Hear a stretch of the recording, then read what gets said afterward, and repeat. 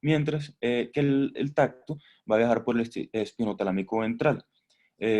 Una forma muy fácil de evaluar esto, pues con los respectivos dermatomas que ya vamos a ver más adelante, pero puede ser para evaluar el tacto, sencillamente con un hisopo o con un algodón, evaluar comparativamente cada extremidad.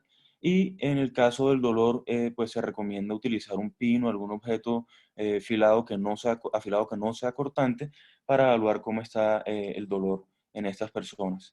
Pues es de mucha utilidad, aunque no todos lo tenemos, una rueda de pines o una rueda para evaluar el dolor, que son como si fuera un martillo de reflejos, pero con una ruedita pues, de punticas.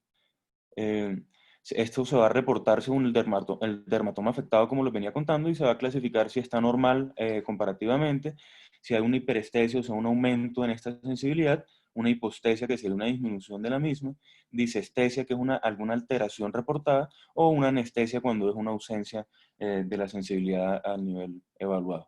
Y tenemos pues una representación de lo que es el mapa, por así llamarlo, que serían los dermatomas, representando cada uno de los niveles sensitivos pues según cada raíz.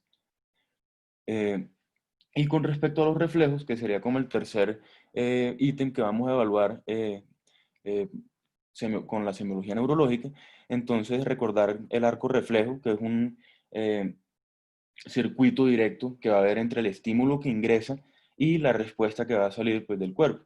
Entonces, no es un estímulo que va a viajar por todos los tractos hasta llegar al encéfalo, procesarse y pues llegar nuevamente para generar la respuesta, sino este va a ingresar por el nervio sensitivo, va a llegar pues, bueno, primero, perdón, el arco reflejo consta de el uso muscular, los nervios periféricos, la sinapsis que se va a dar dentro de la médula espinal y las fibras musculares.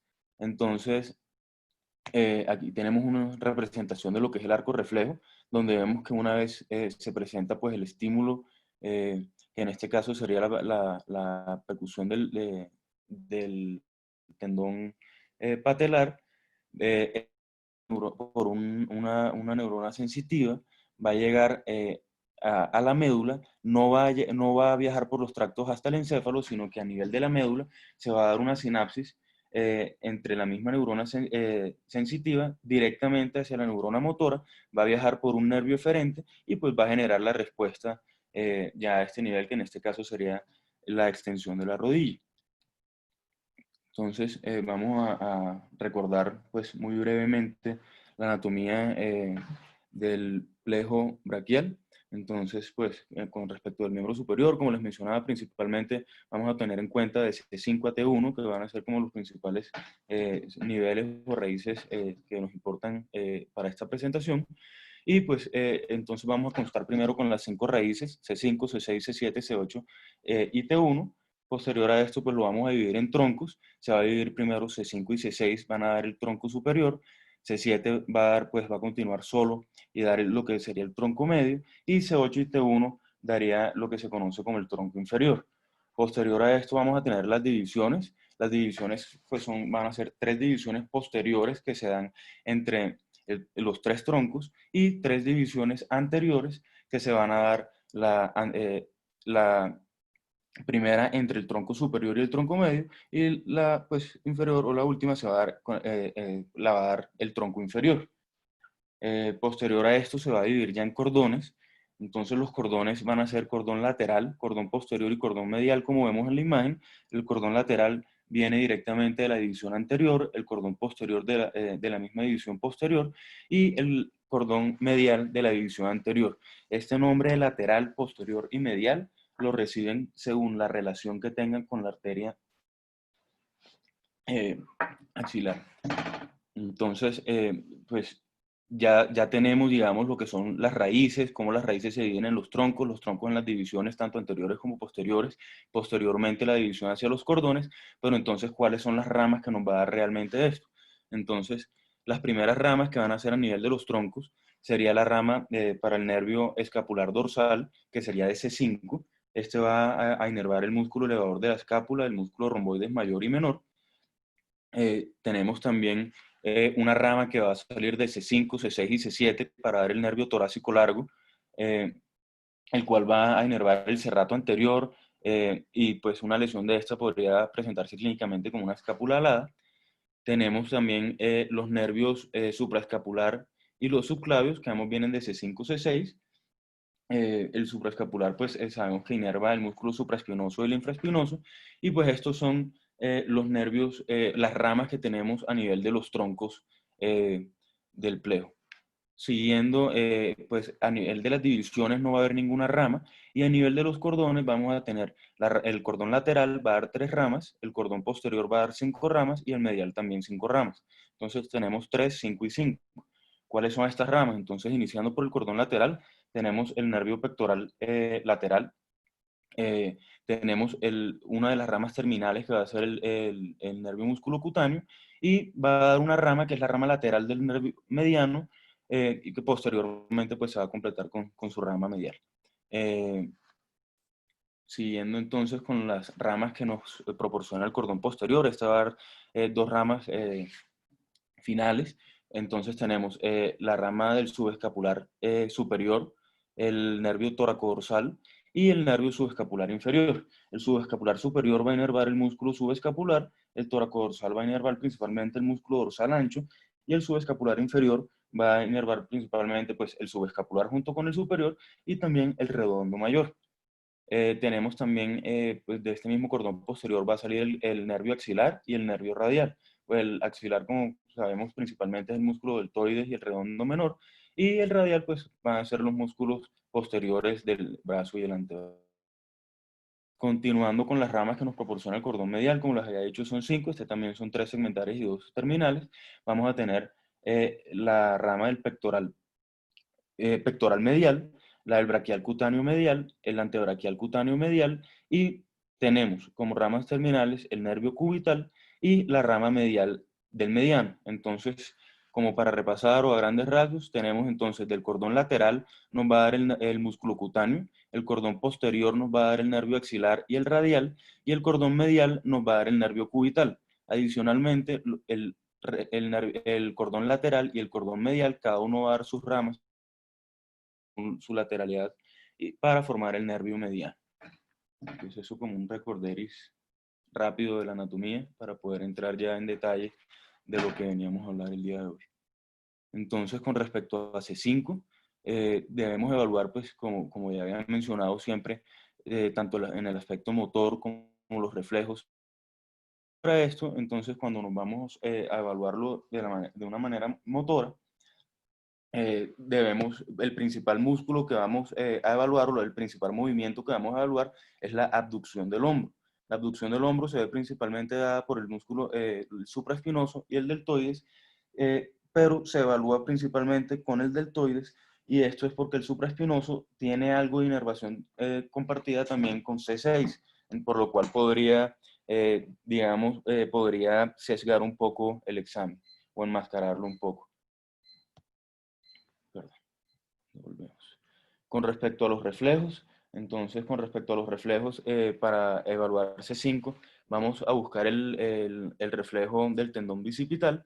Este pues, como vemos en la imagen, se puede palpar a nivel del pliegue del codo, pidiéndole al paciente que relaje el codo y llevándolo un poco de flexión, y enseguida lo vamos a sentir con nuestro pulgar, y vamos colocando el pulgar sobre el tendón, vamos a percutirlo, y esto es como una mnemotecnia, pues me pareció bastante sencilla, que dan en el libro de Hoppenfield de evaluación neurológica, que es que lo podemos recordar este reflejo porque va a tener como ese movimiento característico de realizar la flexión del codo, y realiza una flexión también de la muñeca donde se levantan los 5 dedos. Entonces 5 para C5.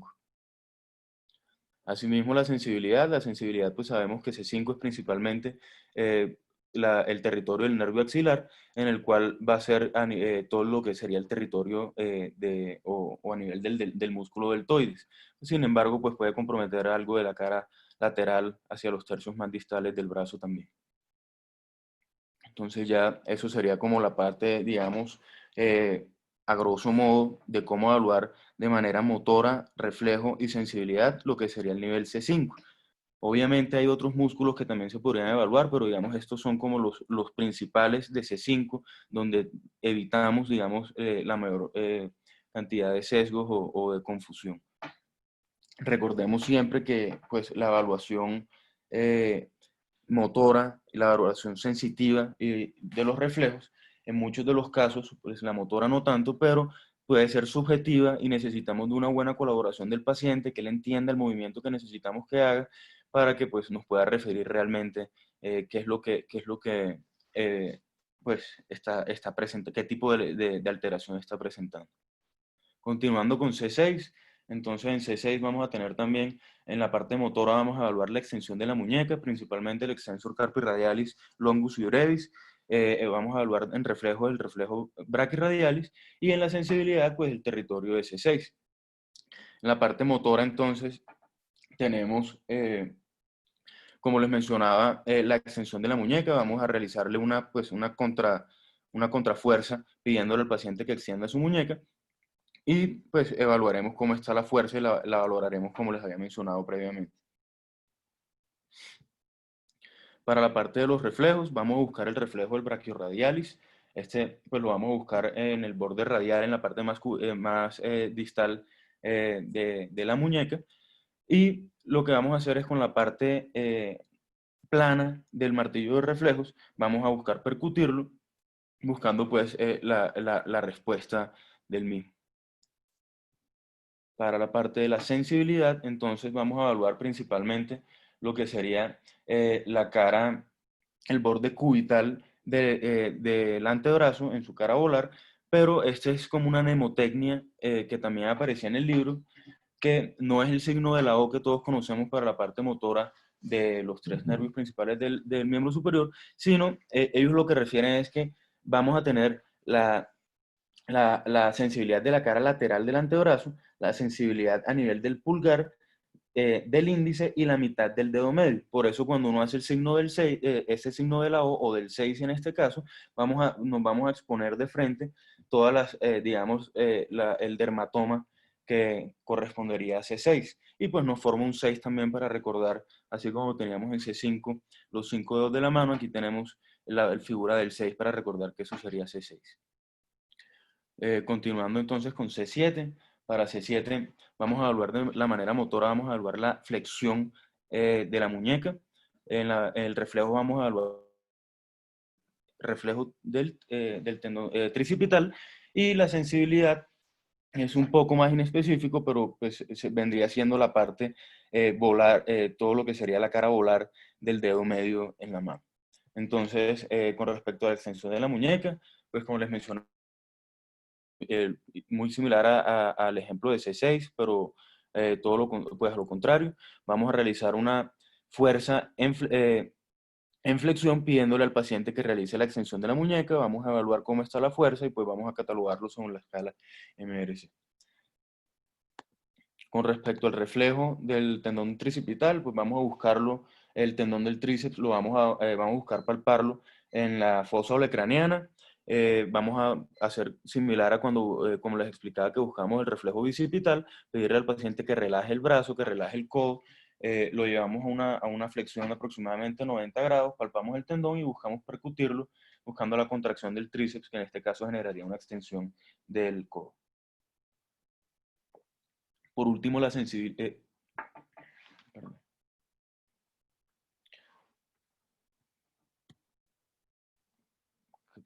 Se me faltó esa diapositiva. Bueno, y por último, la sensibilidad, como les mencionaba, la sensibilidad de estos pacientes se va a evaluar pues, en lo que sería la cara volar del dedo medio. Continuando con C8, a nivel de C8, vamos a evaluar en la parte motora la flexión de los dedos. Realmente el reflejo, no hay un reflejo que sea específico o que podamos usar de una manera confiable para evaluar C8, pero sí tenemos en la sensibilidad todo lo que sería buscando la cara cubital del antebrazo y los dedos anular y meñique.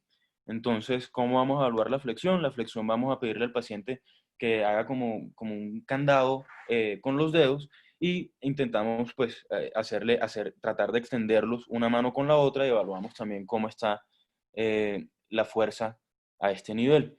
También tiene una mnemotecnia que era el 8 que se formaría si uno ve de medio lado las dos manos haciendo el candadito, que nos puede servir para recordar fácilmente como una mnemotecnia cómo evaluamos la fuerza de este nivel cervical. Por último, la sensibilidad. La sensibilidad, como les mencionaba, entonces va a ser la cara cubital del antebrazo, los dedos anular y meñique, como vemos en la imagen.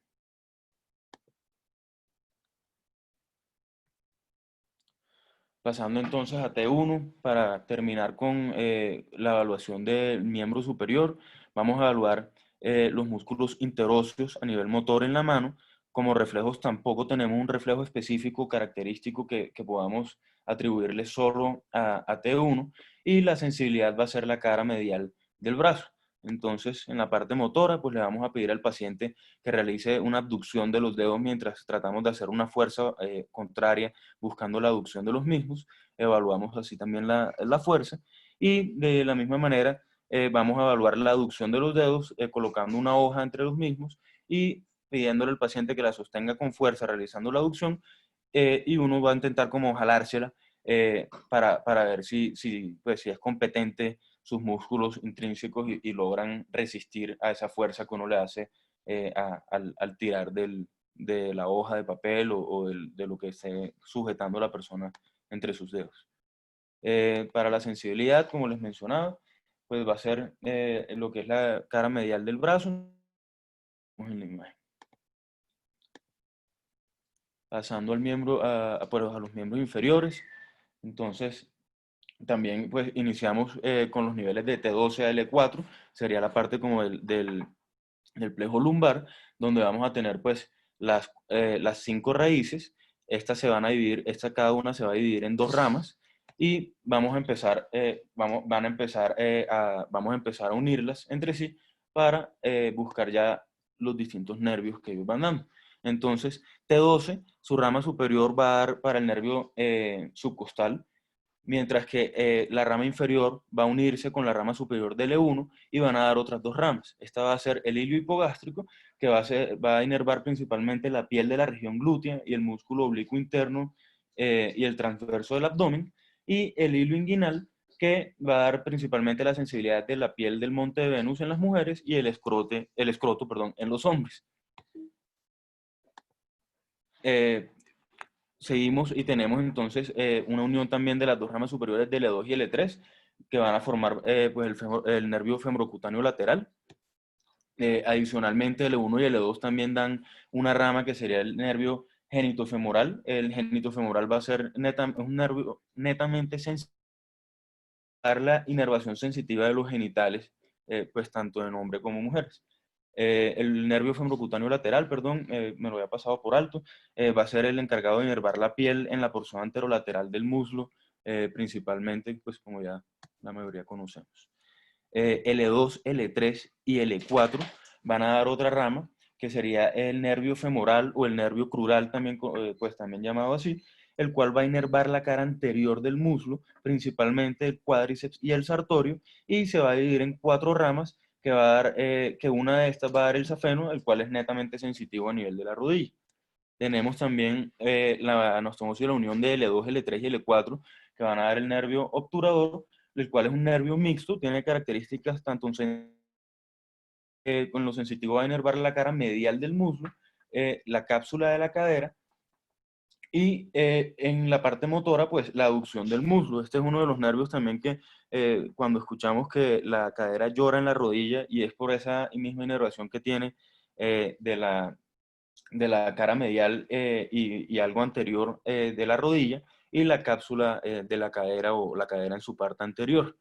Por eso que a veces los dolores de la cadera podrían irradiarse o verse referidos a nivel de la rodilla.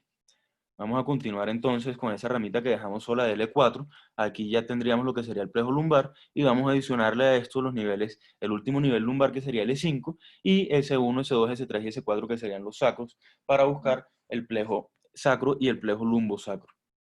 Entonces, tenemos, pues cada uno de estos va a dar 2 ramas también, a excepción de S4, que solo va a dar una rama superior. Estas ramas van a dividirse Bueno, principalmente la rama del L4 y del L5 va a dar el nervio glúteo superior y vamos a unir, como quien dice, unas montañas entre las distintas ramas que se hayan dado, unas montañas que van a estar a nivel de S1, de S2 y de S3. La primera montaña de estas nos va a dar el glúteo, el nervio glúteo inferior, y vamos a tener algo adicional que es como lo más importante, creería yo, del plejo sacro, como la piedra angular de este plejo lumbosacro, que es el nervio ciático. El nervio ciático está compuesto como eh, por dos ramas, por así decirlo, y una va a ser la rama tibial del nervio ciático y la otra la que contiene el nervio peroneo común o la rama fibular del mismo. Estas ambas van a venir de L4. La tibial va a recibir también unas ramas de L5, S1, S2 y S3, mientras que la peronera va a recibir únicamente ramas de L5, S1 y S2. Pues sabemos que el nervio ciático es mixto, como todos lo conocemos, tiene sus cualidades sensitivas y motoras. Principalmente inerva el muslo, la pierna y alguna parte del pie, y ayuda en la flexión de la rodilla, y contiene el nervio, pues como les mencionaba, el nervio peroneo común y el nervio tibial o el ciático popliteo interno. Continuando, pues ya para terminar lo que sería el plejo sacro, a grosso modo, vamos a tener en la montañita de S2 o la anastomosis que se genera a este nivel, el nervio femorocutáneo posterior, y en S3 el nervio pudente. Entonces, continuando ya con lo que sería la semiología de cada uno de estos niveles, entonces a nivel de L4 vamos a evaluar motor, reflejo y sensitivo. Motor vamos a evaluar principalmente es el tibial anterior. Yo sé, doctor González, que tuvimos como un patiné un poco el día de la junta con si era el tibial anterior o si era el cuádriceps, pero realmente revisando, aunque el E4 hace parte, pues también, digamos, aporta algo de inervación al cuádriceps, realmente el cuádriceps es principalmente L3. Entonces, lo que encontré, pues, tanto en libros como pues, en distintos libros de simología neurológica, es que para evaluar la parte motora de L4 es principalmente la inversión del tobillo, que sería el tibial anterior, pues como vemos acá en la imagen. Vamos entonces a hacerle una fuerza en eversión y pidiéndole al paciente que haga pues la fuerza opuesta en inversión. Eh, lo que sí tenemos de L4, que nos sirve como mnemotecnia y que no podemos olvidar ni confundir, es el reflejo que vamos a evaluar con esta raíz, va a ser el reflejo cuadricipital. Y allí sí nos aplica la mnemotecnia de que L4, 4 como 4 los fascículos del cuádriceps o el 4 del cuádriceps, este es digamos, el principal nervio que nos va a dar este reflejo, con el cual podríamos pues evaluar esta cualidad a este nivel. Para el caso pues, de la sensibilidad vamos a tener lo que es la parte medial de la pierna y algo también de la parte medial del pie. Esto va a estar justo inferior a la articulación de la rodilla y va a estar dividido de L5 a lo largo de la pierna por la cresta tibial anterior. Va a incluir parte pues, del hallux. Continuando entonces con el E5, a nivel del E5, la parte motora, vamos a buscar evaluar lo que es el extensor largo de los dedos, así como el extensor largo del hallux. Los reflejos no vamos a tener un reflejo propio que le podamos atribuir únicamente a L5, y la sensibilidad, pues como le voy a mostrar más adelante, es a nivel de la cara dorsal del pie. Entonces, ¿cómo vamos a evaluar la parte motora? La parte motora, pues vamos a pedirle al paciente que realice una extensión de los dedos y contra resistencia vamos a intentar realizar una flexión de ellos. Pues como les he mencionado toda la charla, evaluamos el puntaje y esto lo hacemos siempre comparativamente. También podemos evaluar pues la extensión propia ya del hallux, o podemos pedirle al paciente que camine en talones para ver cómo levante, cómo hiperextiende todos estos artejos. Otra mnemotecnia, digamos, que traía el libro, también era que L5, así como en la mano teníamos C5, L5 va a extender todos los artejos del pie, y pues puede ser como una mnemotecnia, mira, viendo la articulación del tobillo como una L, y pues los 5 artejos que sería la L5. Continuando entonces con S1. Para S1 tenemos, evaluamos la parte motora, vamos a evaluar principalmente el peroneo, los músculos peroneo corto y peroneo largo, tratando de hacer un movimiento en inversión del tobillo y pidiéndole al paciente que haga un movimiento de eversión. Este puede ser un poco difícil, pues no siempre los pacientes entienden cuál es el movimiento que ellos deben realizar en contra, y a veces pues se puede ver confundido con algo de dorsiflexión incluso del tobillo, pero pues debemos intentar ser lo más claro posible, si en lo posible mostrar imágenes o realizar uno mismo el movimiento en el paciente para que él entienda cuál es la fuerza opuesta que debe hacer para poder evaluar de una manera adecuada cómo está el estado de la fuerza a este nivel. Continuando entonces con los reflejos, el reflejo que vamos a evaluar para ese uno va a ser el reflejo del tendón de Aquiles. Podemos pedirle al paciente que se acueste en decúbito prono sobre una camilla, dejando los talones por fuera de esta, y vamos a percutir pues, el tendón de Aquiles, evaluando la dorsiflexión perdón, la plantiflexión del tobillo. Una mnemotecnia que realmente está en inglés en el libro es Achilles One Weak Spot, que sería pues la S final de Aquiles, y el S1, que tenemos pues para recordar siempre que S1 se evalúa con el tendón de Aquiles. Pareció como importante, o pues interesante la mnemotecnia. Otros, digamos, músculos que realmente se pueden evaluar con S1 serían pues los peroneos largos y cortos, como les mencioné, pues el complejo gastrosóleo en el tendón de Aquiles, y el glúteo máximo. Sin embargo, pues el complejo gastrosóleo realmente son unos músculos que son demasiado fuertes, y evaluar, por ejemplo, la diferencia entre un grado 4 o un grado 5 de la fuerza contra resistencia podría ser un poco más difícil o más subjetivo, por lo cual pues se recomienda evaluarlo siempre con el tendón de Aquiles. El glúteo máximo pues también se podría evaluar pidiéndole al paciente que se levante, que lo sentamos en una silla y le pedimos que se levante sin utilizar las manos, viendo pues qué tanto se le facilita esto. Pero como les mencionaba, pues con el tendón de Aquiles tenemos suficiente. Entonces, un resumen, como en una tablita para recordar pues cada una de las extremidades. Entonces, a nivel de los miembros superiores, la parte motora, C5 lo vamos a evaluar con la abducción del hombro, C6 va a ser la extensión de la muñeca, C7 va a ser la flexión de la muñeca y la extensión de los dedos, C8 la flexión de los dedos, eh, T1 va a ser la aducción y la abducción de los dedos, y en la parte de sensibilidad, para C5 teníamos la cara lateral del brazo, para C6 teníamos la cara lateral del antebrazo, lo que era, recuerden el numerito del 6 que uno hace con los dedos, que era el pulgar, el índice y mitad del dedo medio. C7 puede ser variable también con el dedo medio, por eso les mencionaba que realmente es algo inespecífico, sobre todo en su cara volar. C8 va a ser pues evaluando la sensibilidad en la cara medial del antebrazo, en el dedo anular y en el meñique. T1 va a ser la cara medial del brazo, y T2 pues sería ya a nivel de la axila. Los reflejos, entonces recordemos, C5 es bíceps, que era el que nos levantaba los 5 dedos, C6 brachioradialis y C7 el tríceps. Y a nivel de los miembros inferiores, entonces en la parte motora, L3 va a ser el cuádriceps, que realmente pues comparte L2, L3 y L4, pero el principal de esto sería L3. La parte motora va a ser el tibial anterior, el L5, la parte motora del L4 va a ser el tibial anterior, perdón, L5 va a ser el extensor del hallux, o de los dedos y del hallux, y LS1 pues van a ser los peroneos, o como les mencionaba, el complejo gastrosóleo. En la parte de sensibilidad, a nivel de T12, pues principalmente la parte del abdomen bajo, pero pues digamos que esto no incluía lo que son las extremidades propiamente dichas.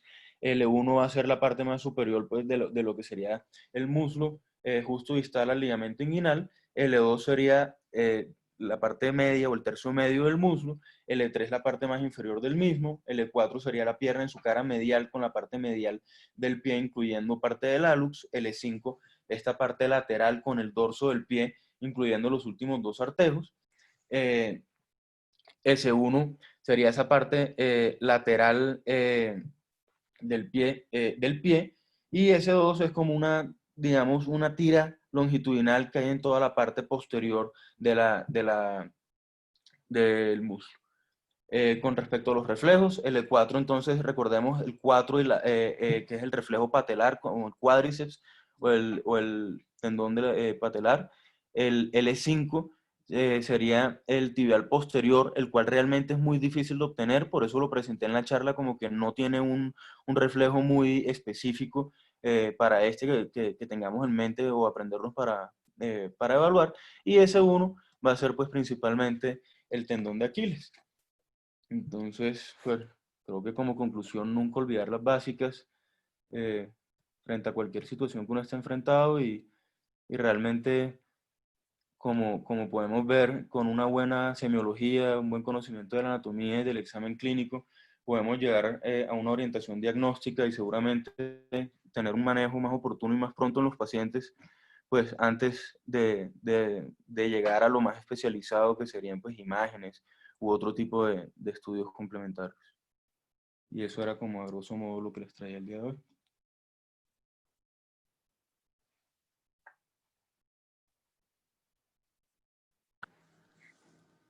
Doctor González, buenos días. ¿Un comentario? Hola Fernando, gracias por invitarme. Antonio, muchas gracias. La patinada también fue mía, no se preocupe ese día. No, no sé. No, creo que un repaso excelente. Antonio hizo un trabajo muy preciso. El comentario es, no sé si tiene usted una gráfica, Antonio, de la salida de los nervios, que ese punto con Fernando siempre lo discutimos, Fernando siempre lo aclara, la salida de los nervios en la región cervical y la salida de los nervios del canal medular en la región lumbar. Una otra pregunta que yo le hacía ese día era si uno tiene una hernia central entre L5 y S1 o entre L4 y L5, ¿cuál raíz se afecta? Y si uno tiene una hernia lateral, ¿cuál raíz se afecta? Ese es otro punto importante de la anatomía que deriva luego en la compresión radicular. Entonces, esa era el otro comentario, pero excelente revisión. Muchas gracias. Muy al lugar.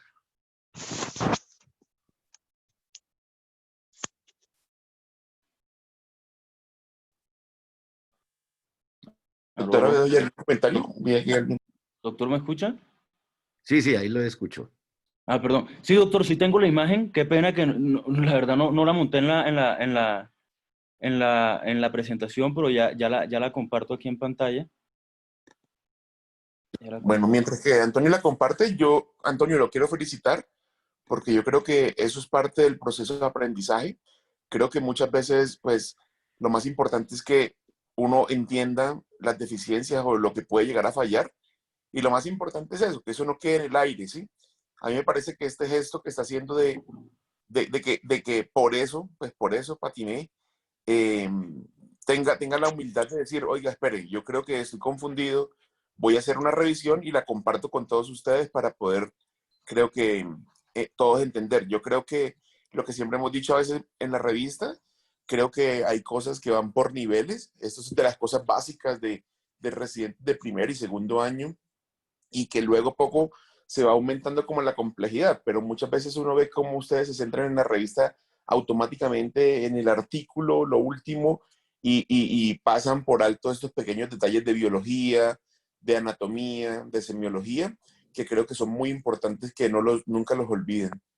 Y yo lo quiero felicitar primero por ese gesto de aceptar que realmente uno tiene deficiencias y que puede ir complementando y que me parece súper interesante. O sea, creo que el aprendizaje de esto es eso. O sea, no solo decir no sé y ya, quedarme ahí sin revisar. Y creo que es lo más importante y lo valioso. Muchas gracias, doctor. Sí, yo creo que el principal aprendizaje aquí es lo que usted acaba de decir y es no olvidar las básicas.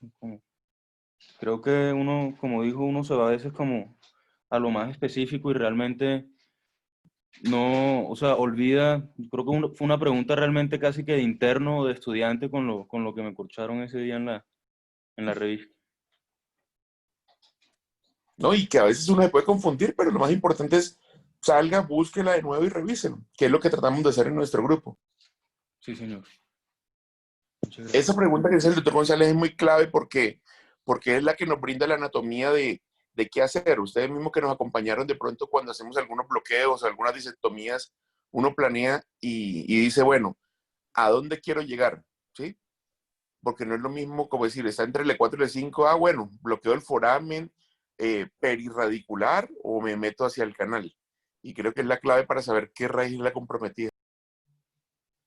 Sí, señor. Aquí tenía como un esquema pues, que responde a,